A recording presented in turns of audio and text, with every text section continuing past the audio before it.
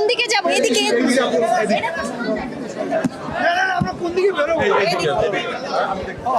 আল্লাহ কোন দিকে যাবো বলে যায় কিনা আপু একটু বললাম তো, বলছি খুবই ভালো লেগেছে, সবাই খুবই ভালো করেছে। It's a wonderful movie.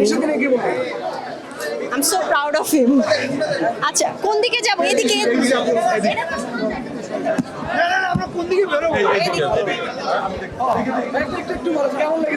এই যে বললাম তো খুবই ভালো খুবই ভালো খুবই ভালো নিশোর ইন ব্রিলিয়ান্ট চঞ্চল ভাই ইন brilliant they are super Allah কোন দিকে যাবো বলে যায় কিনা একটু সুন্দর দম কেমন ছিল? অসাধারণ সবচেয়ে বেস্ট পার্ট কি ছিল এই সিনেমায়? সব অনেকগুলো ব্যাপার অভিনয় অসাধারণ স্ক্রিপ্ট ভালো direction brilliant and I am very happy for Redoan Rony আমরা তো শনিবার বিকেল দেখতে চাই পর্দায়। ওটিটিতে পাওয়া যাচ্ছে তো you can watch in OTT বড় পর্দা ছাড়া তো পছন্দ হচ্ছে না। বড় পর্দায় কি ব্যাচেলর এখন কেউ দেখবে এটা পুরো হয়ে গেছে কিছু জিনিস থাকে যেগুলো দেখতে ভালো লাগে। এটা পুরো যদি দেখতে ভালো লাগে তাহলে নিশ্চয়ই রিলিজ করবে জাজ এখন দেখবো কিনা আপনার স্ক্রিপ্ট রাইটিং নতুন কোনো ধামাকা আসছে কিনা আপনার?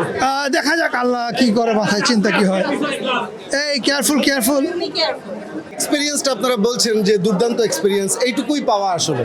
আজকে আসলে এখানে আমাদের পুরো টিমটা আছে, অনেকেই মিসিং, কারণ আপনারা সিনেমা দেখে বুঝেছেন যে এটা শুধুমাত্র মানে এখানে যারা আছে তাদের সমন্বয় না, আমরা কাজাকিস্তানে একটা বড় টিম নিয়ে কাজ করেছি।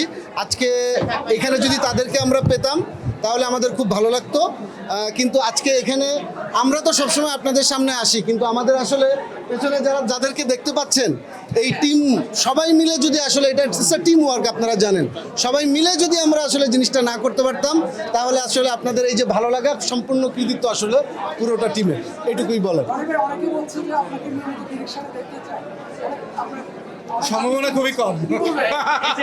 আমি জানি না, প্রোডিউসার বলছে।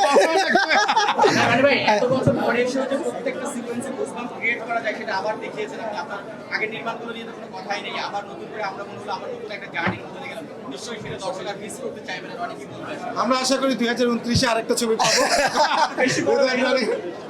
তবে ইনশাল্লাহ এই যে দর্শকের ভালোবাসা পাচ্ছি এটাই তো অনুপ্রেরণা, এবং আপনারা আজকে যেভাবে আমাদেরকে অনুপ্রাণিত করছেন আমি অবশ্যই নিয়মিতই আবার কাজ করব। অনেক কিছুর মধ্যে দিয়ে আসলে তো যেতে হয়। এছাড়াও আপনারা জানেন যে আমি প্রডিউসিংয়ের সাথে জড়িত দীর্ঘদিন ধরে। আলফা, এসবিএফ, আমরা সবাই মিলে বাংলাদেশের সিনেমা ইন্ডাস্ট্রিতে একটা মানে নতুন একটা মানে কি বলবো আন্দোলন নিয়ে কাজ করছি, এটা বলা যায়। কারণ দর্শক যে হলমুখী, এটা বাংলাদেশে অনেক সিনেমা একসাথে কাজ করছে জন্যই কিন্তু আসলে বাংলাদেশের মানুষ আবার নতুন করে হলমুখী হয়েছে। কাজেই আমার নিজেরও এই দমের পরে যেহেতু দর্শকের ভালোবাসা আছে, চেষ্টা করব আরও তাড়াতাড়ি, খুব বেশি গ্যাপ না নিয়ে আবার নতুন করে সিনেমা বানাতে।